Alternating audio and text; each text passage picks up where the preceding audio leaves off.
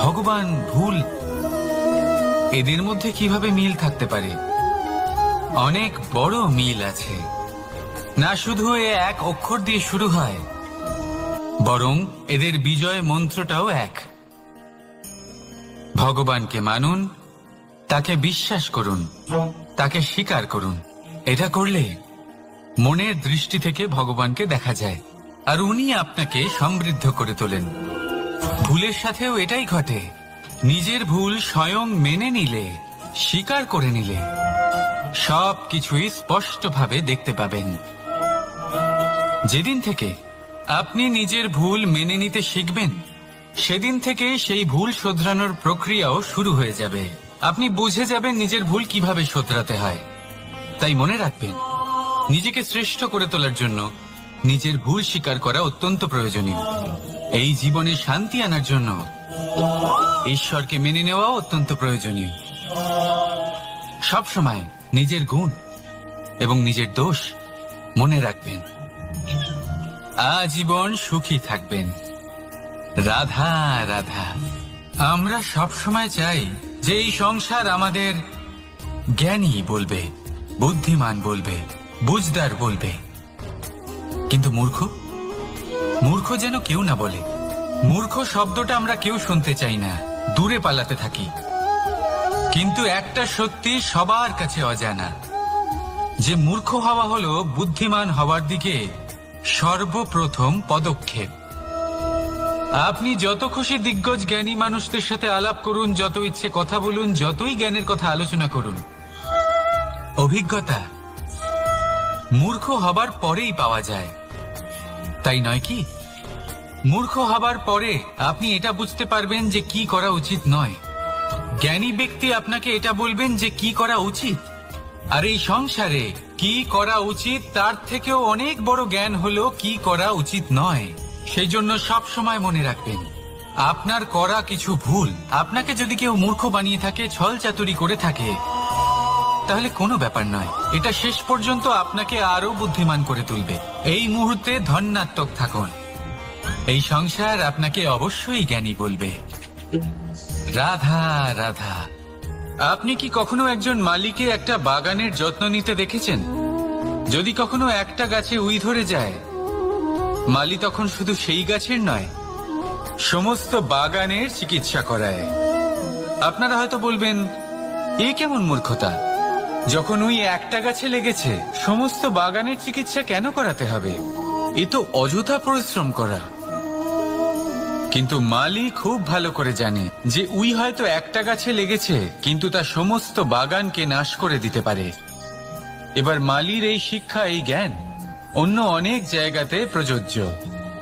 এই সংসারে আমরা শুধুমাত্র নিজের পরিবারের কথাই চিন্তা করি, তাদের যত্ন নিই, চেষ্টা করি যেন তারা ভালো থাকেন, সুখে থাকেন। আর সেই সময় এই সমাজের কিছু বিরোধী মনোভাব এই সমাজকে গ্রাস করে ফেলে, এই সমাজকে নষ্ট করে ফেলে। কিন্তু আমাদের নজর শুধু আমাদের পরিবারে থাকে। সেই জন্য যখন কথা ওঠে রাষ্ট্রের, দেশের, তখন তার জন্য সিদ্ধান্ত নিতে হবে, তখন তার জন্য ত্যাগ করতে হবে। আর মনে রাখবেন, যে সমস্যায় আসুক তার সমাধান পূর্ণরূপে বাঞ্ছনীয়। এই সংসারে প্রত্যেক ব্যক্তি যদি নিজের পরিবারেরও খেয়াল রাখেন এবং সমাজেরও খেয়াল রাখেন এবং সঠিকভাবে এই দেশেরও খেয়াল রাখেন, তবেই এই দেশ সম্পন্ন হতে পারবে। তাহলে আপনিও সেই প্রয়াস করুন, আর আমার সাথে ভালোবেসে বলুন, রাধা রাধা। কথায় বলা হয়, জীবনে ভালোবাসাই হলো সুখের মূল। এটা সত্য। এবার প্রশ্ন হলো এটাই যে এই ভালোবাসা কার সাথে করা উচিত। যদি আপনি কিছুক্ষণের জন্য সুখ পেতে চান, তাহলে ভালোবাসুন নিজের রুচি মতো। যদি আপনি কিছুদিনের জন্য সুখ পেতে চান, ভালোবাসুন নিজের বন্ধুদের। যদি আপনি কয়েক মাসের জন্য, কয়েক বছর বা অনেক বছরের জন্য সুখী হতে চান, তাহলে ভালোবাসুন নিজের পরিবারকে, মাতা পিতা, নিজের সন্তান, স্বামী স্ত্রী, নিজের আত্মীয়দের। কিন্তু যদি আপনি চিরকালের জন্য সুখী হতে চান তাহলে ভালোবাসতে হবে শুধু নিজের কর্মগুলিকে। কারণ সম্পর্ক যেমনই হোক না কেন কখনো না কখনো ভেঙে যাবেই। এই সংসার হলো এমনই যে যাদের সঙ্গ আমরা পাই তাদের সঙ্গ একদিন ত্যাগ করতে হয়। শুধু কর্মই হলো এমন এক সঙ্গ যা কখনো আপনাকে ত্যাগ করবে না। আপনার মৃত্যুর পরেও এই কর্ম আপনাকে বাঁচিয়ে রাখবে। তাই সবসময় মনে রাখবেন, এই কর্ম ধর্ম মনে করে পালন করা উচিত। জীবনের শেষ মুহূর্ত পর্যন্ত কর্মকে ভালোবাসুন। জীবনের শেষ মুহূর্ত পর্যন্ত সুখে থাকবেন। আর আমি তো সবসময় বলি, শুধু কর্ম করতে থাকো, ফলের চিন্তা করো না। তাহলে আসুন আর আমার সাথে ভালোবেসে বলুন, রাধা রাধা। দ্বিধাবোধ। অনেক সময় আমরা জীবনে সেই বাঁকে এসে পৌঁছই যেখানে আমরা বুঝতেই পারি না যে এবার কোন দিক নির্বাচন করা উচিত। কখনো এদিকে যাওয়া উচিত মনে হয়, কখনো ওদিকে যাওয়া উচিত মনে হয়, কখনো দুদিকেই যাওয়া প্রয়োজনীয় বলে মনে হয়, কিন্তু তা তো সম্ভব নয়। কখনো কখনো এটা মনে হয় যে এখানেই থেমে যাওয়া ভালো, কোথাও না যাওয়াই শ্রেয়। এবার একেই তো দ্বিধাবোধ বলে। সংসারে এমন কোনো দ্বিধা নেই যার সমাধান সম্ভব নয়। এই দ্বিধাবোধ স্বাভাবিক। আর আপনার এই দ্বিধাকে আমি একটু সরল করে দিই। দ্বিধাগ্রস্ত হয়ে নির্বাচন করলে তখন এটা মাথায় নিয়ে করবেন যে আপনার এই নির্বাচনের ফলে এই সংসারের ওপর, এই সমাজের ওপর কি প্রভাব পড়তে পারে। নিজের লাভ ক্ষতির বিষয়ে ভাবা ছেড়ে দিন আর কর্ম করুন সংসারের মঙ্গলের জন্য, আগামী প্রজন্মের মঙ্গলের জন্য। ভাবুন আপনার এই নির্বাচনের জন্য কিভাবে তাদের জীবনের উদ্ধার সম্ভব। কারণ এই ভাবনাই হলো উচিত ভাবনা। কারণ অনেক সময় ওষুধ একটু কড়া মনে হতেই পারে, কিন্তু এই ওষুধই তো রোগ মুক্তি ঘটায়। সেইভাবে আপনাকেও এই দ্বিধার মুহূর্তে কঠিন নির্বাচন করতে হতে পারে। এই কঠিন নির্বাচন জীবনে কঠিন পরিস্থিতিও আনতে পারে, কিন্তু যদি এই নির্বাচন ধর্মসঙ্গত হয়, যদি এর দ্বারা সংসারের মঙ্গল হয়, তাহলে এই নির্বাচনই হলো সঠিক নির্বাচন। আসুন আমার সাথে ভালোবেসে বলুন, রাধা রাধা। মানুষ নানান ধরনের বাসনা পোষণ করেন। তাদের নানান ইচ্ছে থাকে, অভিলাষা থাকে, নানান কামনা করতে থাকেন, স্বপ্ন দেখেন, প্রার্থনা করেন যেন তা সফল হয়, নিজের সম্পন্নতা কামনা করেন, আর শেষে নিরাশ হয়ে যান কারণ এসব কিছুই পান না। আপনাকে একটা ছোট্ট উদাহরণ দিই। জঙ্গলের রাজা কাকে বলা হয়? সিংহকে। এবার যেহেতু সিংহ বনের রাজা, তাই হরিণ তো তার কাছে এসে এটা বলতে পারে না যে আপনি হলেন বনের রাজা, তাই আপনি আমাকে মেরে ফেলুন, আমাকে খেয়ে ফেলুন আর নিজের ক্ষুধা নিবারণ করুন। এমন তো হয় না। সিংহ যতই বনের রাজা হোক, তাকেও পরিশ্রম অবশ্যই করতে হয়, তবেই তার ক্ষুধা নিবারণ হয়। সেইভাবেই আপনার সমস্ত স্বপ্ন, আপনার সমস্ত ইচ্ছে, আপনার সমস্ত অভিলাষা, সমস্ত আকাঙ্ক্ষা পূরণ হবেই, অবশ্যই হবে, পরিশ্রমের দ্বারা। শুধু ভাবলেই হবে না। তাহলে আপনিও জীবনে পরিশ্রম করুন, নিজের সমস্ত স্বপ্ন পূরণ করুন, আর আমার সাথে ভালোবেসে বলুন, রাধা রাধা। আপনি কি কখনো কোনো উঁচু পর্বতের শিখরে পৌঁছতে পেরেছেন? যদি পৌঁছে থাকেন বা যদি আপনি কোনো উঁচু পর্বতের শিখরে যান, তাহলে ভালো করে দেখবেন, আপনি যত উঁচুতে অগ্রসর হতে থাকবেন, আস্তে আস্তে সমস্ত বনস্পতি বিলুপ্ত হতে থাকে। তারপরে সমস্ত গাছপালা, পশু পাখি সব বিলুপ্ত হতে থাকে। শেষ পর্যন্ত সেই শিখরে থেকে যায় শুধুমাত্র শান্তি, নীরবতা। আমাদের মানুষের সাথেও এটাই হয়। মানুষ যখন আত্মবিকাশের পথে অগ্রসর হতে থাকে এবং নিজের জীবনের শিখরে পৌঁছতে চায়, তখন তার একা থাকা অত্যন্ত প্রয়োজনীয় হয়। আর তাকে তখন ত্যাগ করতে হয় নিজের সুখ স্বাচ্ছন্দ্য, নিজের সম্পত্তি, নিজের সমৃদ্ধি, নিজের সৌন্দর্য। দেখুন, জীবনের শিখরে পৌঁছনো একেবারেই সহজ কাজ নয়। এ হলো অত্যন্ত দুর্গম এক পথ, কিন্তু যদি আপনি সেখানে পৌঁছতে চান, তাহলে আপনাকে ত্যাগের প্রবৃত্তি জাগিয়ে তুলতে হবে। ত্যাগ কি সেটা জানতে হবে, কারণ ত্যাগের ফলেই মনে শান্তি আসে, আর সেই শান্তির ফলে মনে উৎপন্ন হয় প্রেম।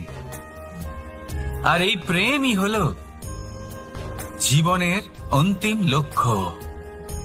তাহলে আসুন আমার সাথে ভালোবেসে বলুন, রাধা রাধা। মানুষ বলেন প্রেমে অনেক শক্তি আছে, আর এটা সত্যিও বটে। প্রেমে এতটাই শক্তি থাকে যে শত্রুতার বড় বড় স্তম্ভকেও এত সহজে ফেলে দিতে পারে। কিন্তু আপনি দেখে থাকবেন, যারা অধিক শক্তিশালী হন তারা দুই ধার সম্পন্ন তরোয়ালের মতো হন। কারণ এই প্রেম যদি আচরণে থাকে, মনে থাকে, বিচার বুদ্ধিতে থাকে, তাহলে তা শুভ হয়। এই প্রেম সৃজন করে। কিন্তু প্রেম যদি ব্যবসার অঙ্গ হয়, যদি এই প্রেমের ব্যবহার নিজের স্বার্থ, নিজের অহংকারের জন্য করা হয়, তাহলে তা সংসারের বিনাশ ঘটাতে পারে। রাধা প্রেমের ব্যবহার করেছে সাম্বের কারণে, আর সাম্ব সেই প্রেমের ব্যবহার করেছে নিজের অহংকার, নিজের স্বার্থ সিদ্ধির জন্য। শেষ পর্যন্ত ক্ষতি সাম্বের হলো না, হলো প্রেমের। তাই মনের মধ্যে প্রেম ভাব অবশ্যই রাখুন, নিজের আচরণেও প্রেম ভাব বজায় রাখুন, কিন্তু সতর্কও থাকবেন আপনার এই প্রেম একে নিয়ে কেউ ব্যবসা না করে ফেলেন। আসুন আর এই ভালোবাসার সাথেই বলুন, রাধা রাধা। ফলটা দেখছেন আপনি? এটা সেই ফল যেটা গাছের সবচেয়ে উঁচু ডালে পাওয়া যায়, কিন্তু যখন এটা খসে পড়ে তখন এটা আকাশের দিকে যায় না যা ওপরে আছে, সে যায় সেই ভূমির দিকে যে নিচ থেকে তার দিকে তাকিয়ে থাকে। কেন? কারণ এই ফলের নিজের উচ্চতার ধারণা মাটির থেকে নিজের দূরত্ব দেখে হয়। এই ব্যাপারটাই আমাদের মানুষের জন্যও খাটে। যদি আপনি সম্পন্ন হন, তাহলে তাদের সাহায্য অবশ্যই করবেন যাদের সামর্থ্য আপনার থেকে কম, যাদের সাহায্যের অত্যন্ত প্রয়োজন। আপনার সামর্থ্য বেশি কারণ তাদের আপনার থেকে সামর্থ্য কম। দেখুন, জীবনে আনন্দ শুধু বড় হওয়ায় নয়, বরং তাদের সাহায্য করেও আছে যারা কোনো কারণবশত আপনার থেকে নিচে রয়ে গেছেন। আর যখন একটা ফল এই কথাটা বুঝতে পারে, তখন আপনি নয় কেন? রাধা রাধা। সময় বড়ই বিচিত্র অনুভব দেয়। যখন অপেক্ষা করছেন তখন অনেক লম্বা হয়ে যায়। প্রতিটা মুহূর্ত একটা গোটা দিনের মতো মনে হয়। ঠিক সেইভাবেই যদি কোথাও যেতে দেরি হয়, তখন সময় দৌড়তে থাকে, প্রসন্নতায় বয়ে যায় আর নিরাশায় থমকে যায়। আপনদের সাথে থাকলে সময়ের খেয়ালই থাকে না, শত্রুদের সাথে থাকলে সেই সময়ই খারাপ হয়ে যায়। কিন্তু এটাই কি সত্যি বাস্তব? না, সময় তো সময়ই হয়, নিজের গতিতেই চলে সে।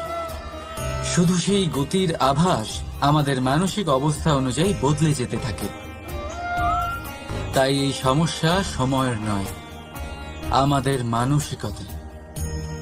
তাই নিজেকে খুশি রাখুন, অন্যদেরও খুশি রাখুন। আগের সমস্ত ঘটনা ভুলে যান আর একটা উজ্জ্বল ভবিষ্যতের দিকে অগ্রসর হন। সময় সবসময় ভালোই লাগবে। প্রেম করুন সবার সাথে, সময় সবসময় সুখেই কাটবে। রাধা রাধা। অগ্নি জীবনে খুব মহত্বপূর্ণ হয়। এই অগ্নি উজ্জ্বলতা হয়ে আমাদের জীবিত রাখে। কিন্তু ভাবুন, যদি এই উজ্জ্বলতা ক্রোধের অগ্নি হয়ে দিকভ্রষ্ট হয়, তাহলে কি হবে? একটা ছোট পাতা দিয়ে শুরু করে গোটা বনকে ছারখার করে দিতে পারে। ঠিক সেরকমই মানুষের ক্রোধের আগুনও অন্যদের তো ভস্ম করেই, কিন্তু তার পূর্বে স্বয়ং নিজেকেই ভস্ম করে দেয়। তাহলে কি করা যায়? কি করে নিয়ন্ত্রণ করা যায় তাকে? উত্তর হলো তাতে জল ঢেলে দিয়ে জলের মতো বইতে দিন কি। ঠিক সেইভাবে যেমন সূর্য নিজের অগ্নিকে তেজ বানিয়ে আপনার কাছে পৌঁছে দেয়। এটাই পার্থক্য সূর্যের অগ্নি আর ক্রোধের অগ্নির মধ্যে। সূর্যের অগ্নি বিচ্ছুরিত হয়ে প্রতিফলিত হয়ে আসে, আর সেই জন্যই তাকে তেজ বলা হয়। অন্যদিকে আমাদের ক্রোধের আগুনের কোনো সীমাই থাকে না। তাহলে নিজের অন্তরের শক্তিকে ক্রোধের আগুন বানিয়ে জ্বালাতে চান, নাকি উজ্জ্বলতা বানিয়ে বিস্তারিত করতে চান? সিদ্ধান্ত আপনার। রাধা রাধা। এই সংসার অনেকটাই বড়, আর আমরা তার কাছে অত্যন্ত নগণ্য।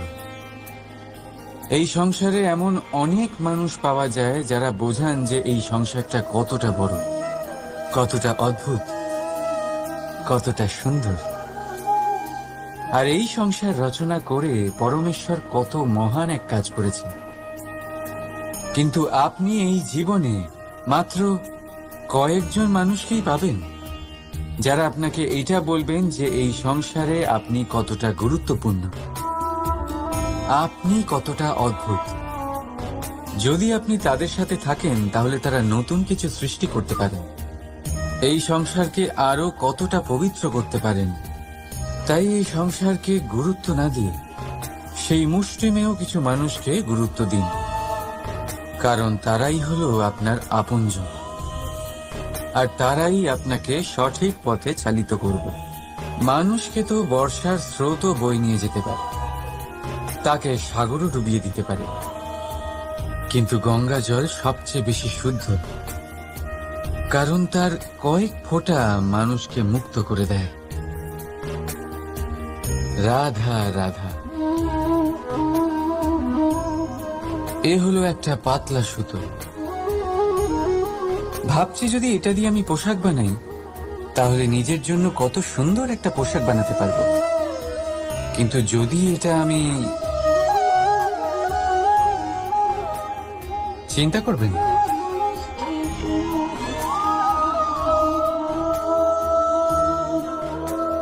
দেখুন এই সুতো জোড়া লেগে গেল।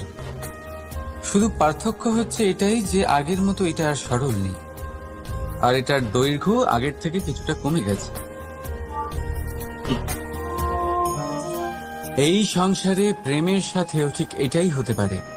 প্রেমের এই সুতো যা দুই মানুষকে একসাথে বেঁধে রাখে। অহংকার আর স্বার্থের আঘাত সে সহ্য করতে পারে না, ছিঁড়ে যায়। চেষ্টা করলে আবার এই সম্পর্ক হয়তো জোড়া লাগতে পারে, কিন্তু তা আগের মতো কখনোই থাকে না, কারণ মনে গিট পড়ে যায়। সেই জন্য প্রেমকে স্নেহের সাথে সামলে রাখুন, অহংকার আর স্বার্থের থেকে দূরে থাকুন। রাধা রাধা। আগুন কি করে? জ্বালায়। সেটা কাঠই হোক, কয়লা হোক, বস্ত্র হোক, যাই আপনি আগুনে দেবেন তা ভস্ম হয়ে যাবে। কিন্তু সোনা, যদি আপনি সোনা আগুনে ফেলেন তাহলে তা কুন্দন হয়ে নিজের অস্তিত্ব তৈরি করে। যদি আপনি লোহা গরম করেন তাহলে তা ইস্পাত হয়ে যায়। কেন? কেন হয় এরকম? কারণ তাদের অন্তরের আগুন জ্বালানোর আগুনের থেকে অনেক বেশি তীব্র হয়। এই আগুন হলো পবিত্রতার, এই আগুন হলো নিশ্চয়তার। যদি আপনার লক্ষ্য স্থির থাকে, আপনার ইচ্ছে দৃঢ় হয়, তাহলে কুন্দন হয়ে বেরোবেন, ইস্পাত হয়ে বাঁচবেন, অন্তর থেকে শক্তি পাবেন, আর কেউ আপনার সাথে কোনো অনিষ্ট করতে পারবে না। রাধা রাধা। মানুষের জীবন কি?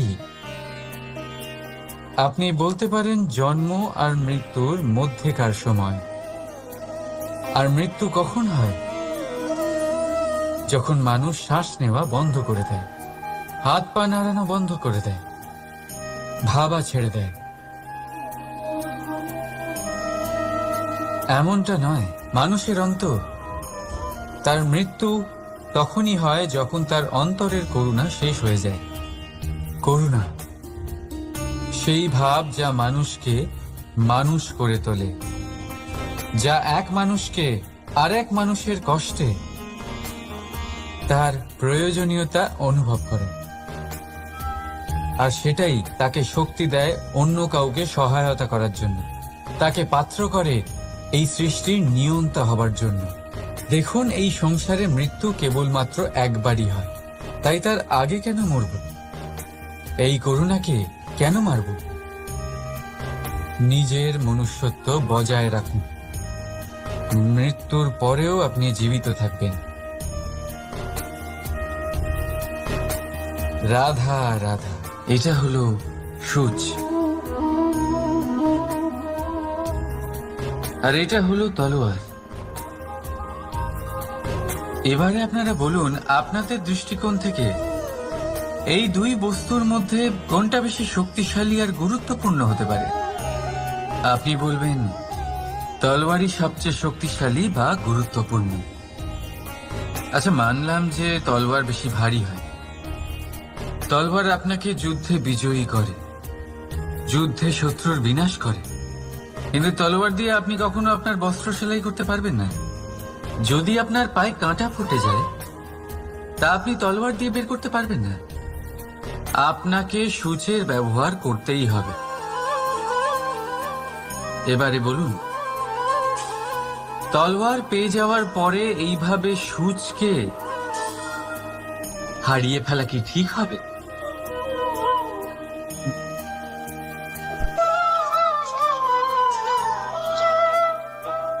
ঠিক সেইভাবেই জীবনে সম্পন্ন বন্ধু পাওয়ার পরেও আপনার সেই বন্ধুদের হারাবেন না যারা কম সম্পন্ন, দরিদ্র, কারণ তারা আপনার সাথে তখন ছিলেন যখন আপনি কিছুই ছিলেন না, আর জীবনে দরকার পড়লে তারাই আপনার কাজে আসবে, সম্পন্ন বন্ধু নয়। তাই যাকে ভালোবেসেছেন তার সাথে বন্ধুত্ব পালন করুন, চিত্ত আনন্দে জেগে উঠবে। রাধা রাধা। পঞ্চমহাভূত জীবন রচনায় এর অবদান অনস্বীকার্য। এই পঞ্চমহাভূত আসলে কি? জল, বায়ু, অগ্নি, মাটি আর আকাশ। এবার শুধুমাত্র জীবন রচনায় এর অবদান আছে তা নয়, শুধু শরীর রচনাতে এর যোগদান আছে তা নয়, বরং এরা হলো আমাদের জীবনের সবথেকে বড় শিক্ষক। এবার আপনারা সকলে চমকে যাবেন, হয়তো আপনারা এই দৃষ্টিভঙ্গি দিয়ে কখনো দেখেননি। আমি আজ আপনাদের বোঝাবো। এদের মধ্যে সবথেকে বড় তত্ত্ব জল। এ আমাদের কি শেখাচ্ছে? এই জল, এর নামই হলো জল, কিন্তু এ কখনোই আমাদের জ্বালায় না, আমাদের জ্বলনের কারণ হয় না। তাহলে কি করে? আমাদের তৃষ্ণা মেটায়, আমাদের শীতলতা প্রদান করে, জীবন দান করে। এর দ্বারা আমরা কি শিক্ষা লাভ করি? যে আপনার উৎপত্তি যেখান থেকেই হোক না কেন, আপনি যেখানেই জন্মগ্রহণ করুন না কেন, আপনার কর্ম সর্বদা শ্রেষ্ঠ হওয়া উচিত। আপনি জলকে যে কোনো পাত্রে রাখুন না কেন, সে সেই অনুসারেই নিজের আকার ধারণ করে নেয়। এর দ্বারা আমরা কি শিক্ষা পাই? এই শিক্ষাই পাই যে যে কোনো পরিস্থিতিতেই নিজেদের মানিয়ে নিতে হবে, নিজেকে সেরকম করে নিতে হবে। যে দেশেই থাকি না কেন, যে স্থানেই থাকি না কেন, যে পরিস্থিতিতেই থাকি না কেন, যে ব্যক্তির সাথেই থাকি না কেন, আমাদের সুখময় হয়ে জীবন অতিবাহিত করা উচিত। দেখুন, আমাদের কত বড় একটা শিক্ষা দিল এই জল, যা আমরা কোনোদিন দেখতেই পাইনি। নিজেকে জলের মতোই করে তুলুন, সুখের ধারায় স্বাচ্ছন্দ্যে প্রবাহমান হতে থাকবেন আপনি। নিজের আকারকে ভেঙে ফেলুন, নিজের সীমা লঙ্ঘন করুন। আপনি অবশ্যই একদিন মহানুভবতা অনুভব করবেন। তাহলে আসুন আর আমার সাথে ভালোবেসে বলুন, রাধা রাধা। জীবনের পঞ্চমহাভূতের দ্বিতীয় তত্ত্ব হল মাটি, ভূমি, ধরা, যে ধারণ করে, যা আমাদের সকলকে ধারণ করে, ভালো হোক বা মন্দ, নিজের কর্তব্য পালন করে। আর এটাই শিক্ষা আমাদের জন্য। আমাদেরকেও আমাদের সকল কর্তব্য পালন করতে হবে, তা সে আমাদের নিজেদের প্রতি হোক, আমাদের পরিবারের প্রতি হোক, সমাজের প্রতি হোক বা ঈশ্বরের প্রতি। এই শিক্ষা আমাদের মাটি দিয়ে থাকে। এ আমাদের পদতলে পিষ্ট হয়েও তার বদলে আমাদের বনস্পতি প্রদান করে। অগ্রসর হতে পদক্ষেপ নেওয়ার সময় আমরা পা দিয়েই ধরিত্রীকে পিছনে ঠেলি, কিন্তু এই মাটি আমাদের ঘৃণা করে না। সে আমাদের পরবর্তী পদক্ষেপের জন্য অপেক্ষা করে আর স্বাগত জানায়। আর হয়তো সেই জন্যই এই ধরাকে আমরা ধরিত্রী মাতা বলে থাকি। আর তাই এই পদবি, এই সম্মান, এই ভালোবাসা এর আকার বা এর ভারের জন্য একে প্রদান করা হয় না, প্রদান করা হয় এর স্বভাবের কারণে। আপনিও যদি ধরিত্রীর মতো হতে পারেন, যদি আপনিও নিজের সকল কর্তব্য পালন করেন, বিশ্বাসের সাথে তা স্বীকার করে নিতে পারেন, যদি অন্য কারোর সাফল্যেও আপনি প্রসন্ন হতে শিখতে পারেন, যদি আপনি একটু কষ্ট সহ্য করে অন্য কাউকে প্রসন্নতা প্রদান বা অন্য কাউকে সেবা করতে পারেন, তাহলে আপনিও মাটির মতোই মহান হয়ে উঠতে পারবেন। তাহলে আসুন আর আমার সাথে ভালোবেসে বলুন, রাধা রাধা। জীবনের পঞ্চমহাভূতের মধ্যে একটা তত্ত্ব হলো বায়ু। বায়ু যাকে কিনা দেখা যায় না, বরং তাকে কিন্তু আমরা অনুভব করতে পারি। আর একে সব থেকে বেশি অনুভব করতে পারি তখন যখন বায়ু কম থাকে। বায়ু যদি লুপ্ত হয়ে যায়, তাহলে তখনই আমরা বুঝতে পারি যে বায়ু তো নেই, এ তো সমস্যার ব্যাপার। এবার এই বায়ু দ্বারা আমরা কি শিক্ষা পাই? এই বায়ু আমাদের এই শিক্ষা দেয় যে আমাদের কখনোই অহংকার করা উচিত নয়। আমরা সকলেই কখনো না কখনো চাই যে আমাদের শ্রেষ্ঠতা, আমাদের যোগ্যতা, আমাদের মাহাত্ম্য এই সংসার বুঝতে পারুক। আর নিজের মাহাত্ম্য প্রমাণ করার জন্য শক্তি দেখানোর কোনো প্রয়োজন নেই। কারণ যখন কোনো ব্যক্তি, এই সমাজ, এই সংসার আপনাকে নিজের থেকে দূরে করে দেবে, আপনার থেকে দূরে চলে যাবে, তখন আপনার মাহাত্ম্য কি তার আভাস সে নিজে থেকেই অবশ্যই পেয়ে যাবে। আপনার কিছুই করার প্রয়োজন নেই। বায়ুর মতো হয়ে উঠুন, বায়ু যার কিনা কোনো ভার নেই। কিন্তু যখন সময় আসে, যখন সে তুফানের রূপ নেয়, তখন অত্যন্ত বড় বড় বিধ্বংসী কাজ সে করে ফেলে। আর তখন এর শক্তির কোনো তুলনাই হয় না। বায়ু যে নিজের সঞ্চালন দ্বারা পৃথিবীকে প্রাণ দেয়, নিজের পরিবহন দ্বারা এই মেঘ সৃষ্টি করে, এই ধরিত্রীর তৃষ্ণা নিবারণ করে। বায়ুর মতো যদি আপনি হয়ে উঠতে পারেন, তাহলে হালকা হয়ে যাবেন, ওপরে উঠতে পারবেন এই সংসার, এই ভৌতিকতা, এই মোহ মায়া থেকে। আর তখন আপনি বুঝতে পারবেন যে প্রেম কাকে বলে। তখন আপনি বুঝবেন যে দান করাই হলো জীবন। তাহলে আসুন আর আমার সাথে ভালোবেসে বলুন, রাধা রাধা। জীবনের পঞ্চমহাভূতের মধ্যে একটা তত্ত্ব হলো আকাশ। আকাশ যা কিনা নিরাকার, যার কোনো আকার নেই। আকাশ যা হলো অনন্ত। আর আমাদের সবসময় মনে হয় যে এই আকাশ আমাদের সাথে জড়িয়ে রয়েছে। কেন?